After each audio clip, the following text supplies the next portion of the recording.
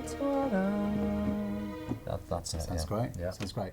The project that we recently did with Gary, he kind of contacted us and kind of said that he wanted to come in and maybe do some experimentation with the orchestral stuff. Mm-hmm. What we kind of quickly locked into was that he wanted to achieve Holly Johnson / Frankie Goes to Hollywood kind of production value, but then just hyped really intensely to a modern kind of standard. Absolutely. So it becomes a decision about how you use the orchestral sounds. One of the great fun things of using technology like this is that you can do things that aren't physically possible. Yeah.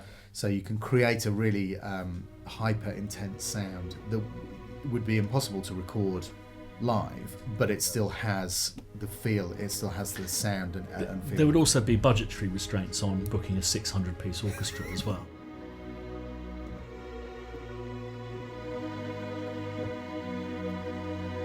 I'll stop there. Yeah. And we can add in horns and stuff like that. So we, I think, pretty quickly understood that he was going for a really big, thick sound. And so, I mean, we have choices, and we've got a couple of different sized string bands. I don't know if it's worth demonstrating. So there's a couple of things that we've got loaded up here that demonstrate this quite well. And the first thing is two different size string bands. So Sable is 4, 3, 3, 3, 3, 3. Yeah. Which, if my maths doesn't let me down, is 16 players. And we've kind of blended them together across the keyboard. So the violin 1s and 2s, the violas and the basses are all playing kind of mixed together. But you can hear that it's quite a kind of intense and intimate kind of sound. And it can still be punchy, but if you compare that to this sound, and that's 60 players. Yeah, and do that little bit, that thing. It's less defined, but it's really kind of epic. It's really heavy sounding. And listen to both of them at the same time. And then you've got the benefit of the real kind of heavy weight of the big string section. And the really kind of more immediate, tight punch of the smaller group of players. Then you've also immediately booked 76 strong string players. Yes.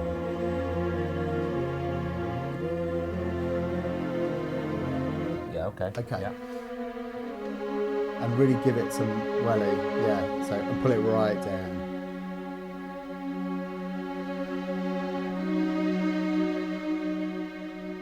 I think I've worked with very successful people over the years, as have you, but the one common thread I find is people who are successful and have a sustained career tend to be fantastic people to work with, who've really nailed the idea of collaboration, but by people collaborating, they're helping. He's just a massively enthusiastic guy who doesn't stop making music. We would come up with these madcap ideas, and he'd be up for listening to it and all of that kind of stuff, and sometimes it wouldn't be for him, sometimes it would. And again, one of the great pleasures of working for Spitfire is to meet someone who appreciates what we're doing and understands that we're putting the hours in and creating something that we can all use and enjoy.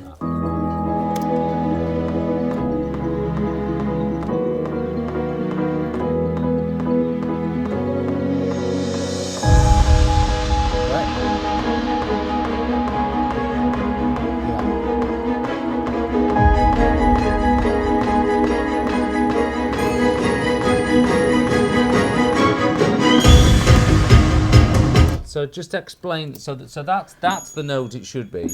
And what is that sound? That's a crotale. Is it crotale?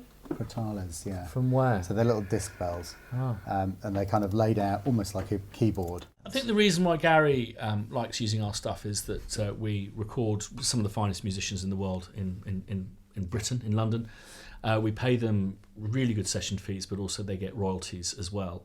It feels more like a collaborative process with the musicians. It involves them in the music tech. And we approach it from quite a spirited approach. So instead of we're not techs, we're composers, musicians.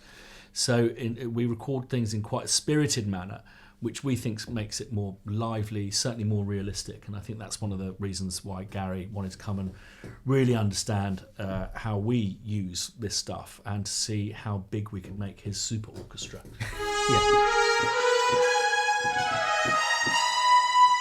This is going to be good. Okay.